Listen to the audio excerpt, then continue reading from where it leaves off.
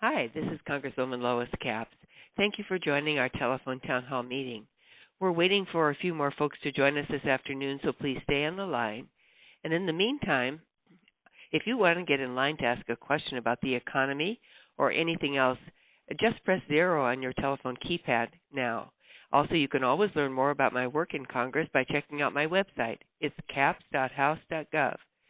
And while there, you can sign up for my e-newsletter and get important information on constituent services like tours in Washington, D.C., internships with my offices, help with federal government agencies. Once again, thanks so much for joining us today. We'll get underway momentarily as we wait for more folks to join in. In the meantime, if you want to get in line to ask a question, please press 0 on your phone keypad now.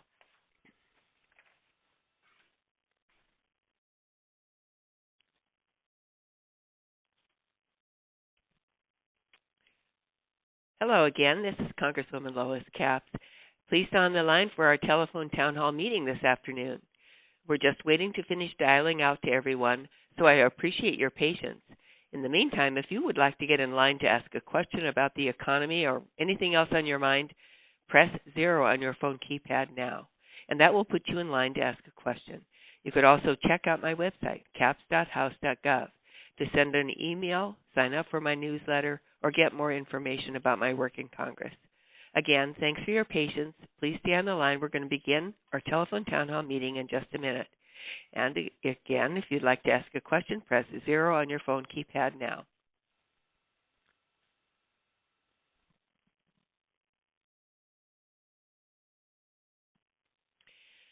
Hello, this is Congresswoman Lois Capps.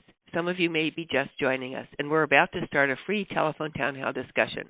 So please stay on the line if you'd like to participate.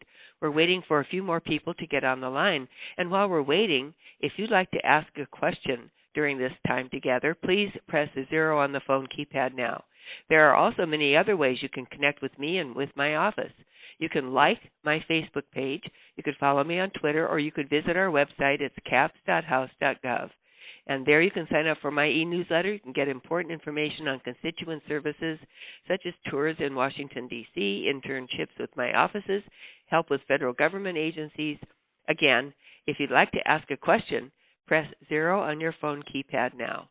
Thanks for your patience. We're going to be getting started shortly.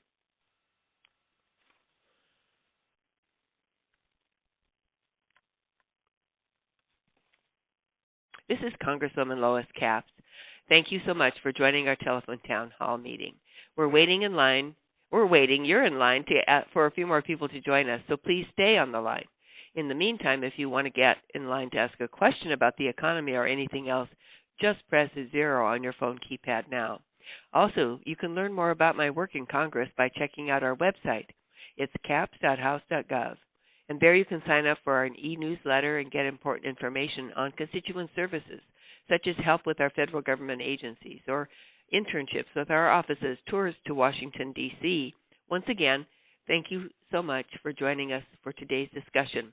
We're going to start momentarily as we wait for more folks to join us. In the meantime, if you want to get in line to ask a question, press 0 on your phone keypad now.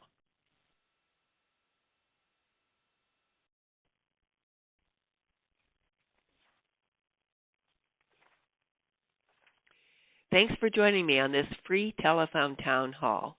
Today, we're talking about our economy, strengthening the middle class, any other topics you might want to bring up. I hope to hear from you and answer your questions. So if you have a question for me or a comment you want to make, press 0 on your telephone keypad to get in line to ask it. Again, we're holding a free town hall meeting, a telephone town hall, to talk about the economy, anything else you would like to bring up. I'd like to touch on some topics I hope to get your input on today. And of course, one of the biggest issues before Congress right now is the economy. These are tough times, and that's why creating jobs and getting our economy back at full speed continues to be my main focus. I remain very concerned about the jobs picture and the still struggling economy. We simply have to take more good steps to make sure that everyone who wants a good job has one. And we want to make sure that all of us here in Congress work together to make that a priority. A reminder, this is Congresswoman Lois Capps, and we are holding a telephone town hall meeting today to talk about our economy, strengthening our middle class, and other topics as you bring them up. If you want to get in line to ask a question, you can press 0 on your phone keypad now. There's a lot happening here in Washington, and we're working on many important issues in Congress. I'm interested in hearing from you what you believe our priorities should be, and I believe we need to pass a comprehensive immigration reform bill, which would have a tremendous impact on our Central Coast economy. And today, it's the 1-month anniversary of the tragedy which occurred in Isla Vista. What do you think Congress should be doing to work to prevent tragedies like this from happening in the future? In addition, the EPA just released a proposal to help combat climate change.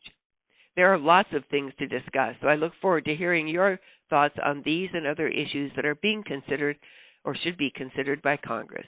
Before we get to our first question, let me remind you that we're holding a telephone town hall meeting. To get in line to ask your question, just press 0 on your telephone keypad. Great. We're going to get to our first question here. We have David from Santa Maria. David, go ahead and ask your question.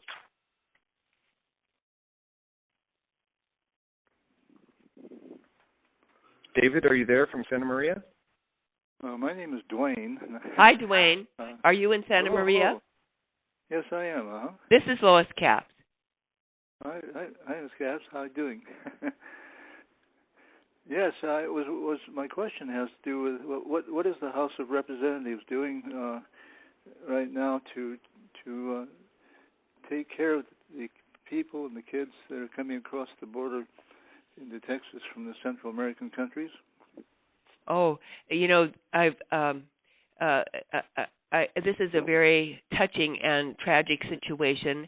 The truth is that these are children who really aren't eligible for any of the programs that we have as a possibility in comprehensive immigration reform. They are refugees. Many are youth who are fleeing violence in the Central America countries, and they're coming over our borders. So I've written to the president to encourage action to address the root of this problem, which really is about the state of affairs in these countries and how we can address the children who have come in this way. Immigration reform is begging for us to address in a comprehensive solution, but these children really are escaping violence. But I appreciate that you're concerned about them. We all are. It's a tragedy. Great. Thank you so much. And now we're moving to our next question. We have Alice from Los Osos. Go ahead and ask your question, Alice. Good afternoon, Ms. Capps. How are you? I'm fine. Thank you for calling, Alice. I'm originally from Michigan and lived out here on the Central Coast for 6 years and love it. Just the most beautiful place in the world. But I have noticed that there is not hardly any affordable housing. I mean, everybody doesn't make $100,000 a year, and the cost of housing, and there doesn't seem to be any will to really get this under control and build affordable housing. This is a troubling issue for many people, not just you who have come recently from Michigan, Alice, but there is some good news with a new person, happens to be someone I've worked with here in the House of Representatives. His name is Mel Watt, and he was just recently confirmed by the Senate as the federal housing director, and hopefully he's going to help some of our struggling homeowners that you're describing and help us broaden the housing market. The market was devastated with the economy when it took a turn down, but there is more we need to do because ours is a very high-cost area for housing, as you have noticed. And you're welcome to call my office in San Luis Obispo. I can give you the phone number, and we can tell you of any particular issues that might be available. There are some nonprofit organizations that have a strong presence in our communities to address housing needs. my congressional office is in San Luis Obispo, one of the 3 district offices, and the phone number there, if you have a pen, Alice, yes, I do. Is 805-546-8348. And I know I would like to hear from you. My staff is there, and we can't perhaps we can't address your problem right at the very moment, but we can certainly put you in touch with some folks and stay in touch with you as well. Thank you, Alice, so much. Thanks for calling in. I want to welcome those who may have just joined us. We're doing a telephone town hall this afternoon to talk about the economy, talk about a lot of topics. If you would like to get in line to ask your question, now's the time to push 0 on your telephone keypad. I do want to hear from you. I hope you'll stay on the line to ask questions and give me your feedback. Again, just push 0 on your keypad to get in line and ask a question. We're going to try to get to as many people as we can, so thank you for your patience. And now we're turning to our next caller. Yes, we have Fred from Atascadero. Fred, go ahead and ask your question. Yes, I appreciate you providing the opportunity to get input from people in your district. I have been concerned about money in politics for quite a while, but it's getting to be really destructive at this point with the Citizens United decision and huge amounts of money flowing in. I understand that the Koch brothers are going to put in $300 million in the election coming up. And I would hope that Congress would take some action to address the Citizens United decision, some sort of an amendment to disallow huge monies coming in from wealthy and corporate interests. Fred, you bring up such an important topic, and this is an election year. So we know that big money has way too much influence on our politics. A member of Congress serves at your pleasure for only 2 years, so elections come around quickly. And fair and open elections are so critical to our democracy. I have long been a supporter, ever since I was first elected, of common sense campaign finance reform. I've supported every measure that's come before the House of Representatives. H.R. 20, a Government by the People Act, is a viable alternative public funding campaign finance system. I support outlawing super PACs and, at a minimum, full disclosure of their backers. I support the Disclose Act. This is something that would go a long way. We voted for it in the last Congress, and it was stalled by partisan opposition. And the Disclose Act would simply make someone who runs a campaign ad put their name on the bottom of it so we know who these shadowy groups are. I support a constitutional amendment, in fact, and I've signed on to that, to fix our broken system, explicitly authorizing Congress to regulate spending in campaigns. I'm going to continue to do this, and Fred, keep talking this up. We really I wish I could bottle you up and bring you back to Washington, D.C., because we need to get the attention of all of our colleagues, and they hear about it when they are home as well. Now I want to welcome those who may have just joined us in the last couple of minutes. We're doing a telephone town hall this afternoon over the phone right to your home to talk about the economy. So you have the opportunity to ask a question, and to do so, push 0 on your telephone keypad now. I do want to hear from as many people as possible, so I hope you'll stay on the line to ask questions. Give me your feedback. Push 0 on your keypad to get in line to ask a question. We want to get to as many of you as we can. Thank you for your patience. And now we have a question. We have from Craig in San Ynez. Craig, go ahead and ask your question.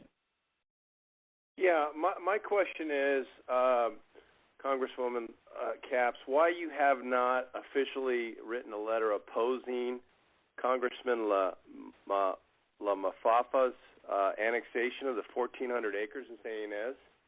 I do oppose it. But have you officially written a letter asking him to withdraw this and put that in front of Congress? I know Camp 4 is a big concern for so many people. And I've said from the very start this should be dealt with by the county and the tribe.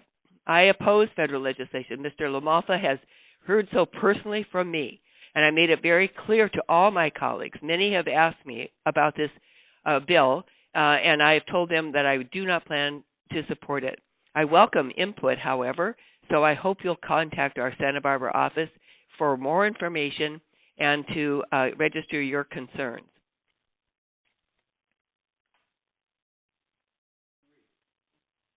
Great. Thank you so much. We have on to our next question. William from Lompoc, go ahead and ask your question.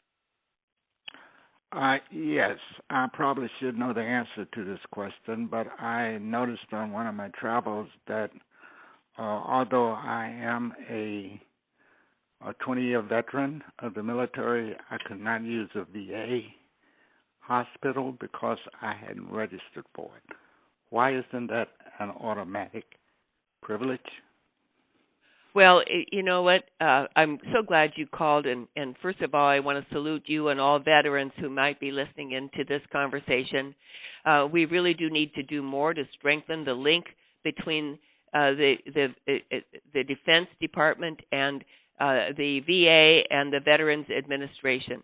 When people come home, they don't have the information they need to make sure that they get to the clinic. But I want to be able to help you, William, and anyone else who's listening. So I hope you will call the office closest to you. For you in Lompoc, William, you might want to call our Santa Maria office. Here's the phone number if you have a pen or pencil. I have that number. Okay, you already know the number in Santa Maria, or you can call Santa Barbara office as well with your specific issue to see what it will take to get you enrolled, and so you can go to the clinic there in Santa Maria or the hospital in Los Angeles or wherever it is that you need to go. And you know the county of Santa Barbara has a veterans officer as well, and we can put you in touch with that person. But we want to help you, William. It's been too many years that you've been home from your service, and I thank you for your service. Great. We can move on to our next question. We have Jeremy from Santa Maria. Jeremy, go ahead and ask your question. First, thank you so much, Lois, for doing this, speaking out to constituents. I know us as a constituent, I really appreciate it. My major concern right now as I look at Congress is just the polarization that we're seeing between the two parties. It seems that we can't get anything done, and I know it's frustrating many of us as we are very far from the Beltway out here in California. And I'm wondering, what's your perspective on it? Do you think it's going to change after this election, or do you think it's just going to take a whole new crop of leadership in the Republican Party, I guess, to see any compromise? You know, I am hopeful, Jeremy. I always am hopeful because there are signs of good bipartisan action. And some, the part that makes the news is often the most partisan part.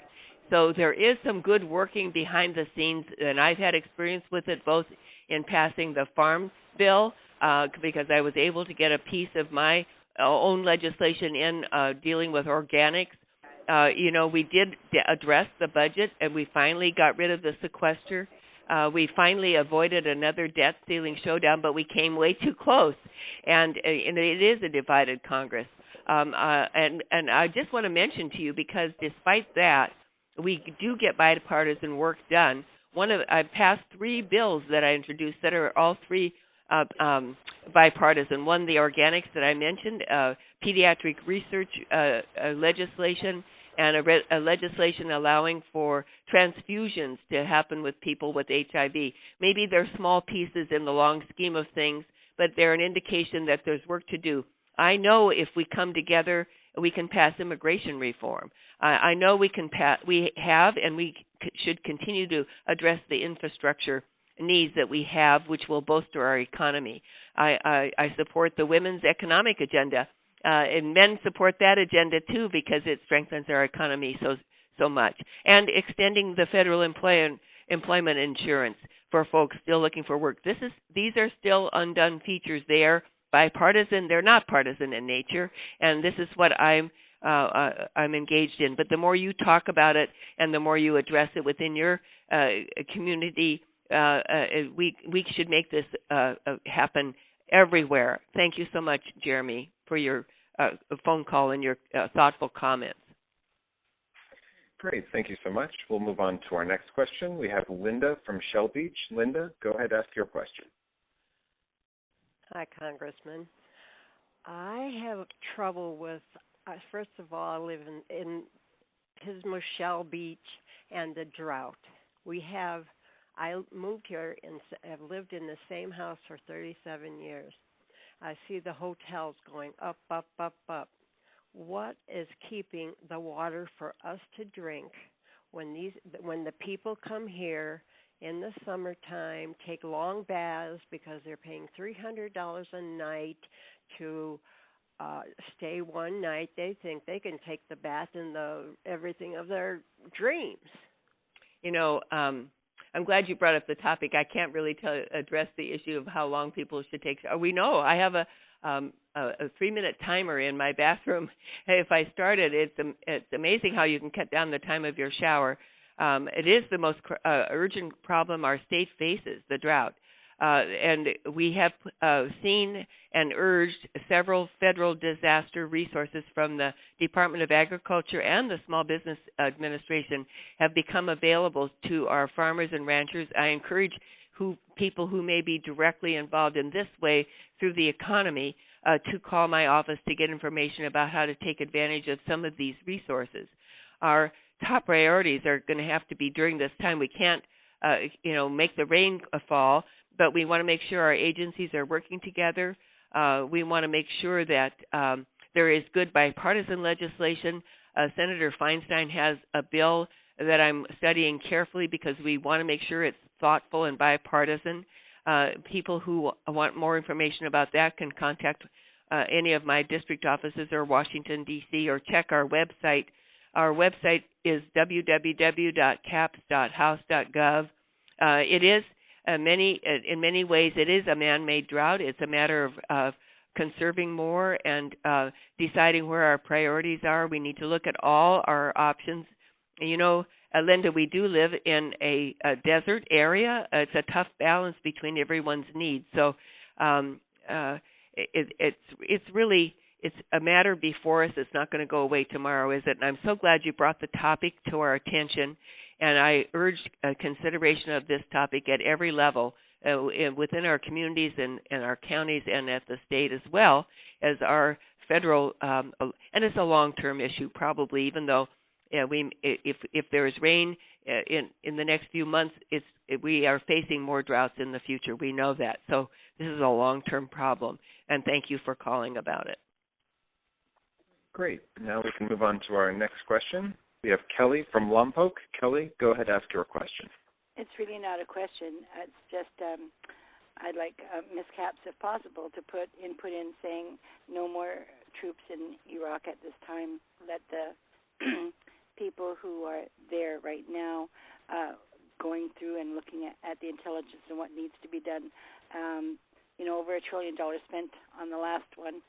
And, our troops are still being killed, still being maimed. We're not taking care of the troops that are coming home as amputees.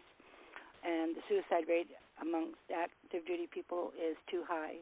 And I don't think we need any more people going to fighting wars that we're not going to win. And they need to stay at home. We need to take care of our troops and their families at home. Many people share your concerns, Kelly, and I appreciate you bringing up this very sobering topic. It is incredibly disturbing to see this violence in Iraq right now and to know that there really isn't a U.S. military solution to this crisis. It needs to be led by the Iraqis, and the leadership has to come together there. I remind you, I don't know if you remember, I did vote against this war in Iraq back in 2001. And I am pleased the President has assured us that U.S. troops will not be sent back into combat. I'm watching closely his decision to send advisors there in limited numbers. I voted actually last week here in the House to reiterate the position of not sending troops to Iraq, and I'm going to monitor this situation very closely, and I hope that you'll continue to stay in touch with my office. And I know you're not the only one who feels this way, so I really appreciate, Kelly, you're bringing it to our attention today. We have many men and women in our military that we need to look after and protect. Great. Well, thank you so much for that comment. We're going on to our next caller. We have Martin from Carpinteria. Martin, go ahead and ask your question. Congresswoman Capps, I appreciate the opportunity to talk to you this afternoon. And part of what I'm going to ask you has already been touched upon earlier when you talked about the young children coming across the borders seeking refuge in our country. But what I want to know is, why does it take so long for our representatives in Washington to come up with a comprehensive plan to allow people that have come to this country seeking refuge and been here for decades and not having the adequate avenues to seek citizenship here? It doesn't seem fair. They pay taxes, they work, but yet they have no way of gaining the benefits from this country that they so greatly deserve. Thank you, Martin. Your comments are very thoughtful, and it's a pleading really more than a question, but I share it very much because it still is my goal and hope that during this year, 2014, and the sooner the better, we could fix our broken immigration system. It clearly is broken, and that would be just so important in helping our country and really our economy to move forward. Actually, the reason there's such urgency in the House of Representatives where I work is that the Senate did pass a bill. It's not perfect, but it is a step in that direction. It was very bipartisan, and this is the time, I believe, for the House of Representatives to build on this momentum. I've made my position clear, and many of us do. And actually, I really feel, although I have not taken account, but I believe that if the leadership of the House of Representatives, if the Speaker himself would call for a vote on the floor of the House, that we would pass a bill very similar to what the Senate passed. And I think the President has given us some indication that he would perhaps sign that bill into law. So this is, we've never been this close. And this is the time for the public or communities to stand strong. I feel in California, we are very not 100% by any means. It's always been a matter of discussion and back and forth. But I believe the momentum is really built so solidly, and I believe that it is time now. And there's a window of time, between elections when you can get some good discussions in the House on the floor and get this legislation moved and passed, and I'd be there to vote for it if and when it does. So, Martin, thank you so much for bringing this topic to our attention today in our telephone town hall meeting. Great. Thank you so much. Now we're going to move on to our next question. We have Arlene from San Luis Obispo. Arlene, go ahead and ask your question. Yes, first, thank you for being. I think that we have addressed and we continue to address the subject of gun control. Do we have to hear about large numbers of people being killed, and then every day there's another happening? What can be done, Congresswoman? Oh, Arlene, I can hear the frustration and the sadness in your voice, and I share it so 100%, so completely. There are so many around the country, but also in Congress as well, who are frustrated, who are ready to act, particularly after these shootings in Seattle, and again in Portland, and even in Las Vegas, again, all occurring after the tragedy in Isla Vista. And, I just have been speaking to one of my colleagues from the Chicago area, and she told me, she said, I didn't even stand when the Congress stood for a moment of silence and response to this tragedy, because it happens every week in Chicago, many times a week, of gun violence. Doesn't even make the front pages. And there are targeted gun safety measures that have the vast majority of Americans behind them, such as universal background checks, limits on high-capacity magazines, increasing school safety, and stronger gun trafficking penalties. These are common-sense reforms, and these are safety measures that don't impede upon the Second Amendment one bit. So it's clear that we could do this.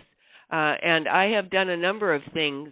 I have introduced legislation to address the issues that showed themselves so clearly in Isla Vista that would give concerned family members opportunity to go to a court, for example, to temporarily prevent someone from having or buying guns if they're a danger to themselves or others.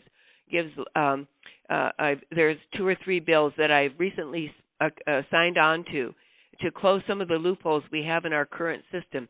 Not large measures even, but specific targeted measures.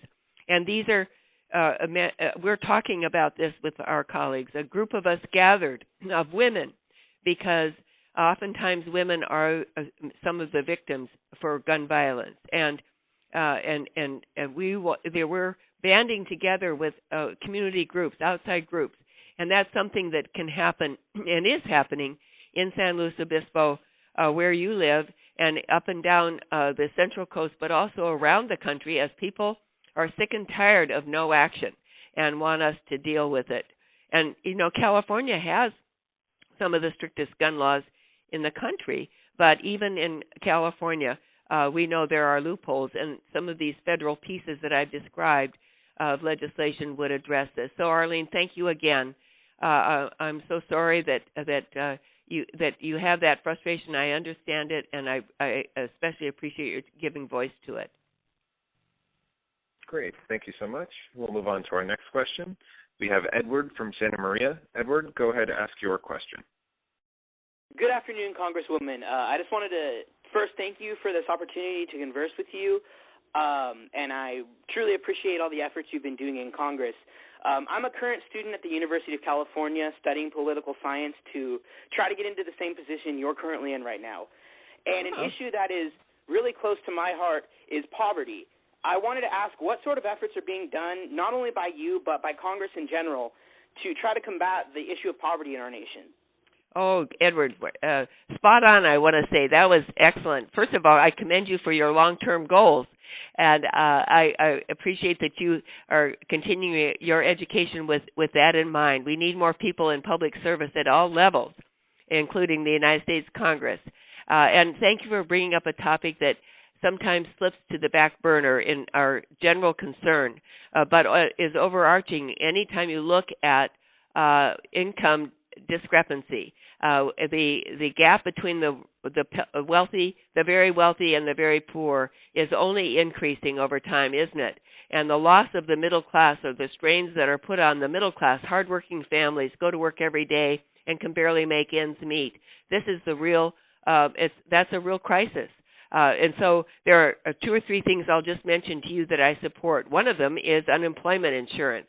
That should be something that, I don't know, it's kind of a no-brainer. Everyone needs access to unemployment insurance if they're out of work, and we need to extend the unemployment insurance that we have let lapse. That's just a crying need. And then I support increasing the minimum wage to $10.10 an hour. We have an increase in our minimum wage, but nationally, if the national income minimum wage was lifted up, that would increase the economic opportunities in California as well. And there are no working minimum wages. If we can increase the minimum wage, we should do so in such a way that no one who's working full time should be living in poverty. That should be the criteria for a minimum. If you're working hard every day, your family shouldn't be going hungry. And then just in terms of one of the issues that deals in generally with poverty, you don't think about helping students to get a good education as being a poverty issue, but it really is. So I support increasing our Pell Grants. I know they're at the highest level they ever have, but we need to make borrowing money more affordable for students. We need to hear this as a real focus for our Congress, that we can, every day we come to work, we should address this gap between the very wealthy and those who are just working hard every day and barely getting by. So thanks for bringing it to our attention.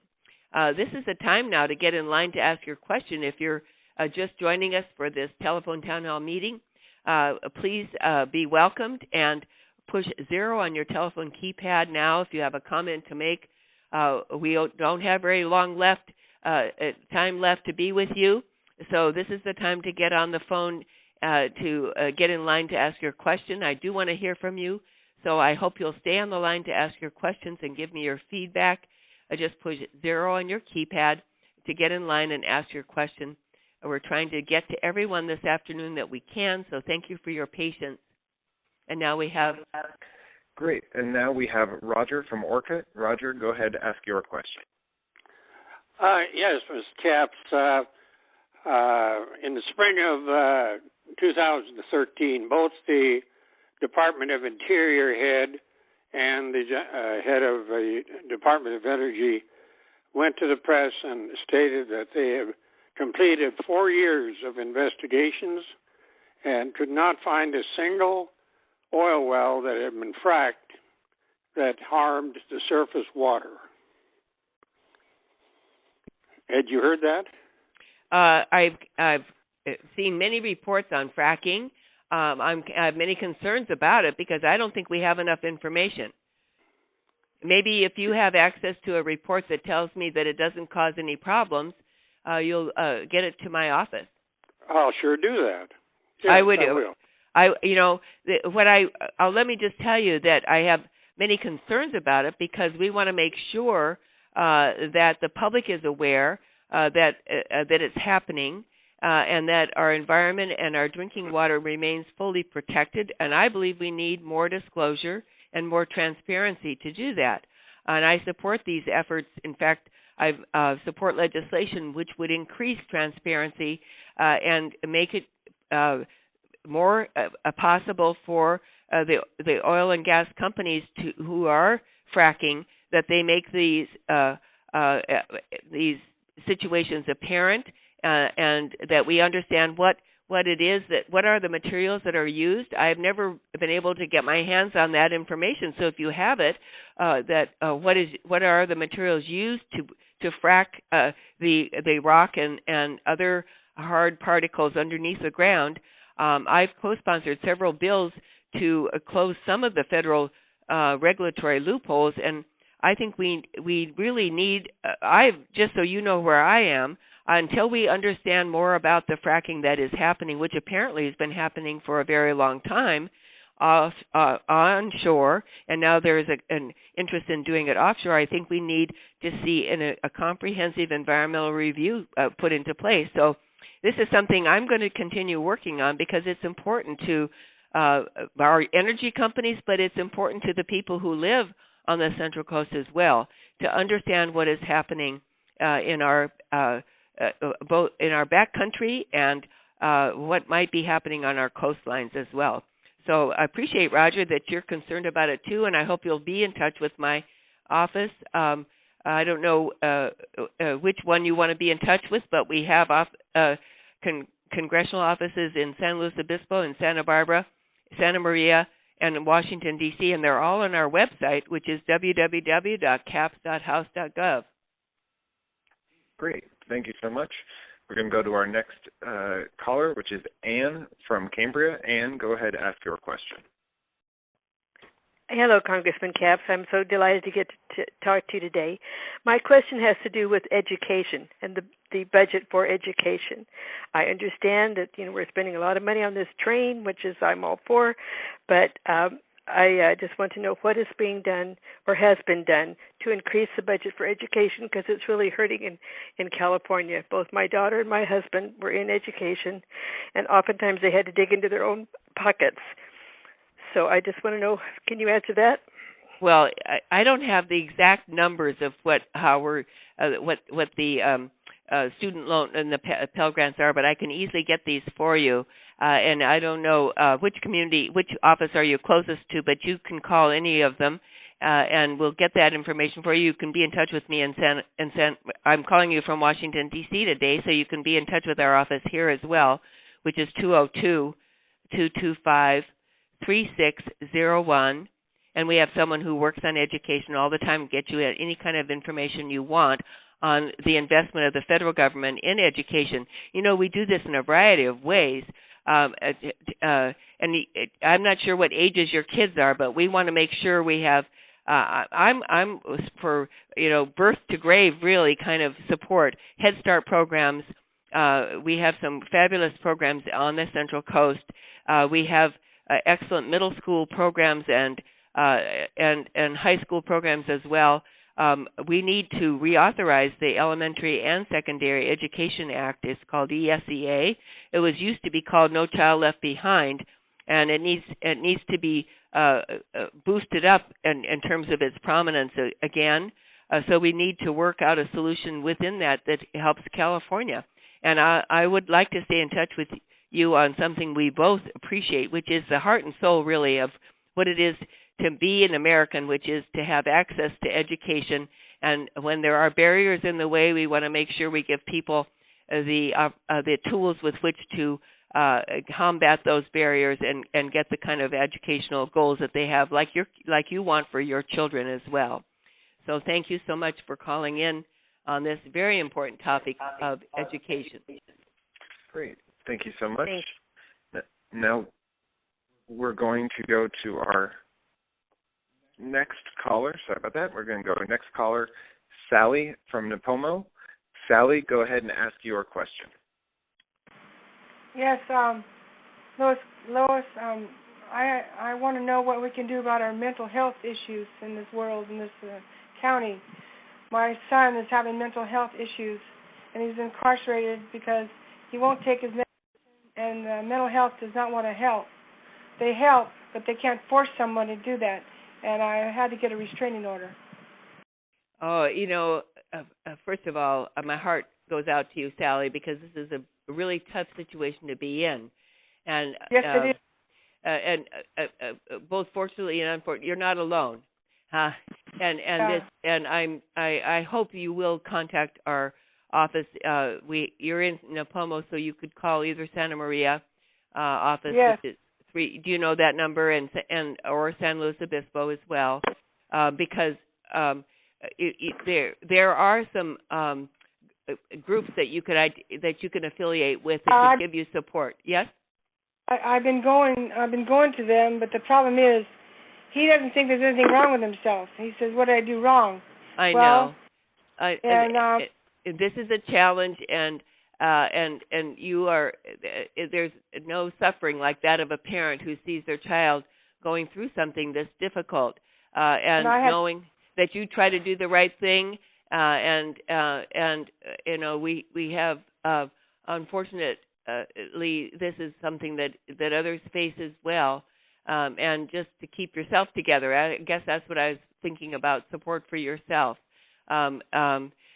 Sally. So I hope you will stay in touch with my office. And what you do is bring up something that is of major concern to us in our country, is having the community resources within our communities that can help and provide support for families where mental illness is an issue, and for those with mental health issues, that they find meaningful solutions and ways that they can get the support that they clearly need as well.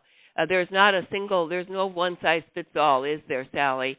So I wish you well, and I'd like to stay in touch with you. I hope we can meet and we can talk about this in the future as well. Great. Thank you so much. We are ready for our next question.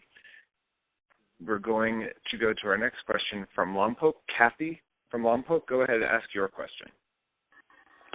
Yes, Lois, you have been very good to our veterans here in Lompoc, and with the new arising up there in Iraq, we veterans in Lompoc have real concerns about putting boots on the ground.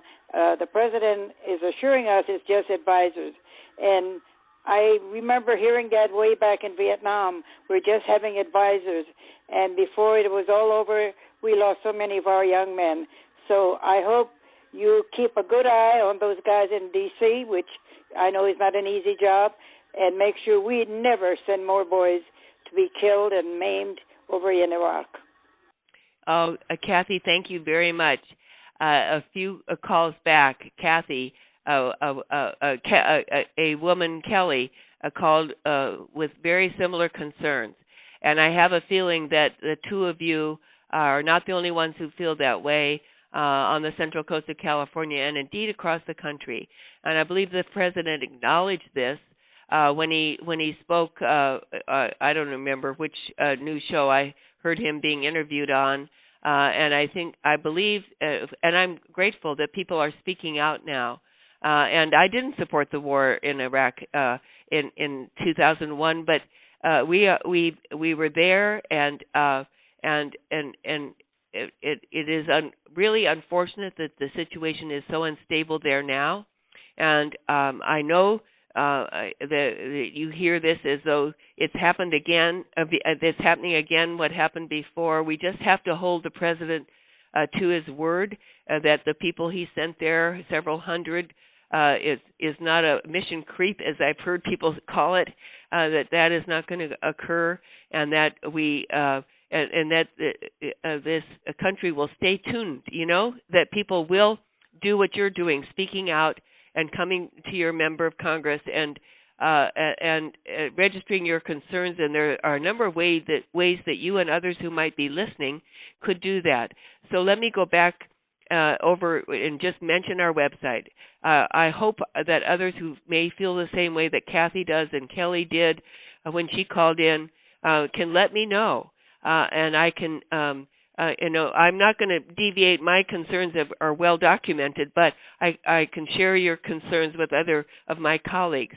And the ways are, we have a telephone number for each of our offices, and you can get them all listed by going to our website, which is www.caps.house.gov.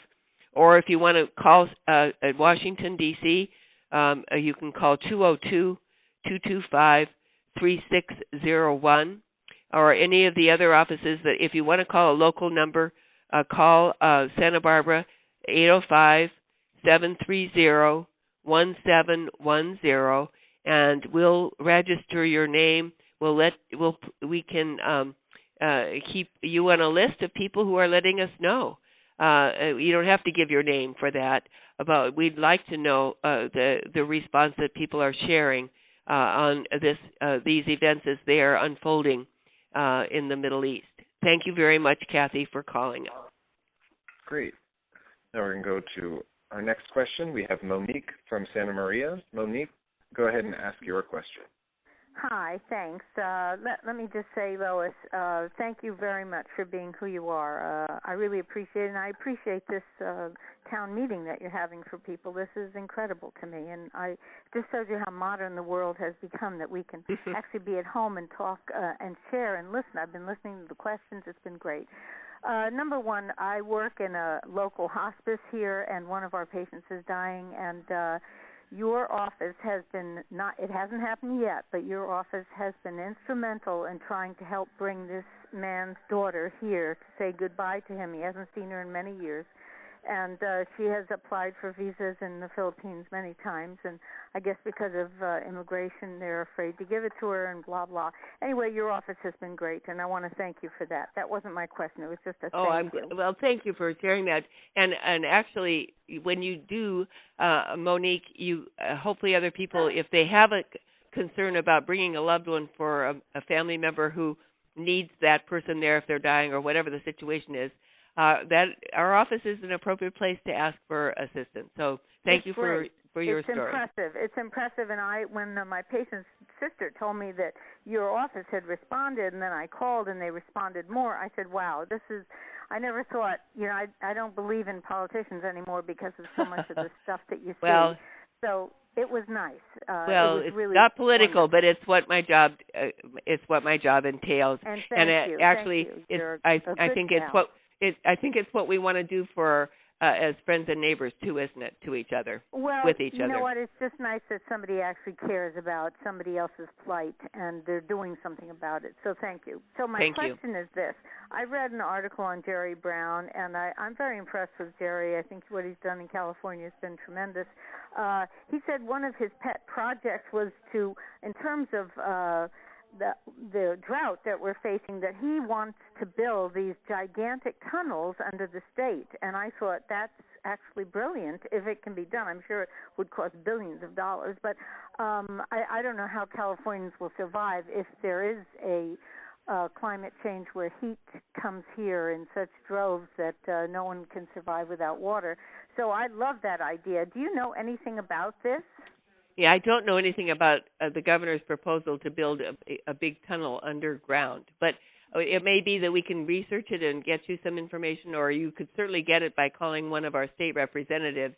But I do know you're bringing up something that was brought up before in our conversation this afternoon, which tells me how important it is. It's on everybody's mind, and that's the drought. Oh yeah, I mean, it's not raining anymore. It's exactly. It's the most urgent problem we have in our state, and I would say it is, and this means I think it's such a top priority that all of the agencies, every level, local, county, state, federal, need to work together. I know that there is legislation that Senator Feinstein has in the works that I'm watching carefully that I'd like to get on. And the other thing, as I've said earlier during this time together, it's a long-term problem. We can't make it rain, but we can do things like conserve. Put an egg timer in your bathroom before you take a shower. I mean, there's no law that can make you do that, but there are things we can do to conserve energy, and we can. I do want people to know, if you are in the agriculture business, that farmers and ranchers are getting some resources from the U.S. Department of Agriculture, USDA, and the Small Business Administration, and we can put you in touch. Our offices can put you in touch with those resources because this is really a huge crisis for certain people in our communities. So we will be coming out with more information for you as time goes on, because we know long term we're going to need to look at all of our options. Even during wet years, we have a tough balance between all of the people who need water, and now it's an emergency, but also which we need to address, but we need to look long term now. Our droughts are more with climate change, as you indicated, Monique. Droughts are going to become more frequent and severe in the decades to come. So we got our work cut out for us, don't we? And thank you so much for bringing up this topic. And I just looked at the clock, and we're close to the end of our time together. So don't hang up yet. If you're waiting in line to ask your question, I apologize that we were not able to get to you, but you can leave a message for me at the end of the call, and we will get back to you individually, and we'll certainly keep your thoughts in mind as we move forward. You can also send me your question in an email address or by visiting my website, which is caps.house.gov. Again, thank you for participating. I hope this time together, if you've stayed on the line any length of time, I hope it was as informative for you as it was for me. I learned a great deal from you, and particularly about what your priorities are, and I hope to see or speak with you soon. Have a good day.